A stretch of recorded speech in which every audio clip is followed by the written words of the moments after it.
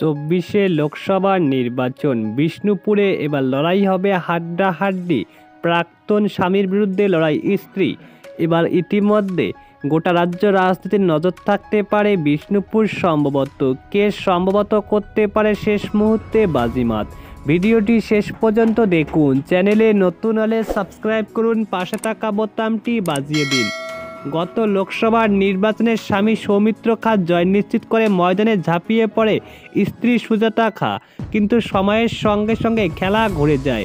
কিছুদিনের মধ্যে তৃণমূলে যোগদান করেন সুজাতা খাঁ। তারপর থেকে একে অপরের প্রতিদ্বন্দ্বী হয়ে ওঠে ইতিমধ্যে সৌমিত্র খাঁ এবং সুজাতা মণ্ডল, যার ডিপোজ পর্যন্ত গড়ায়। এরপর প্রাক্তন স্বামীর পাড়ায় প্রাক্তন স্ত্রীকে প্রার্থী করেছে তৃণমূল কংগ্রেস। সুজাতা মণ্ডলকে আগামী লোকসভার নির্বাচনে বিষ্ণুপুর কেন্দ্রে প্রতিদ্বন্দ্বিতা করবে তা বলা বাহুল্য। লোকসভার নির্বাচনের দিন এখনও ঘোষণা হয়নি, তবে তার আগে লোকসভার নির্বাচনের প্রার্থী তালিকা প্রকাশ করেছে, তা কার্যত চমক দিয়েছে বিজেপি। বাংলায় 20 আসনে প্রার্থী ঘোষণা করে 20 আসনের মধ্যে বিষ্ণুপুর আসন লোকসভা পড়ে, সেখানে সৌমিত্র খাঁকে প্রার্থী করেছে। তারপর ইতিমধ্যে বিপুল জয়ের ইঙ্গিত দিয়েছে তিনি, যদিও সেখানে তৃণমূলের প্রার্থী করা হয়েছে প্রাক্তন স্ত্রী সুজাতা মণ্ডলকে।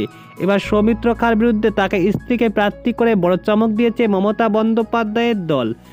বলে রাখা প্রয়োজন, 2011 সালে বিধানসভা নির্বাচনে প্রতিদ্বন্দ্বিতা করে কোতুলপুর বিধানসভা কেন্দ্রে কংগ্রেসের বিধায়ক হিসেবে নির্বাচিত হয়। পরে 2013 সালে মুকুল রায়ের হাত ধরে তৃণমূলে যোগদান করে। 2014 সালে লোকসভার নির্বাচনে বিষ্ণুপুর কেন্দ্র থেকে তৃণমূলের হয়ে প্রতিদ্বন্দ্বিতা করে জেতেন এবং প্রথমবার লোকসভায় যাওয়ার ছাড়পত্র আদায় করে। পরে 2019 সালে দলবদল করে নেয় তিনি। সেই মুকুল রায়ের হাত ধরে বিজেপিতে যোগদান করে। বিজেপির হয়ে ইতিমধ্যে সেই কেন্দ্রে প্রতিদ্বন্দ্বিতা করে এবং 78,000-এর বেশি ভোটে জয়ী হয় সৌমিত্র খাঁ।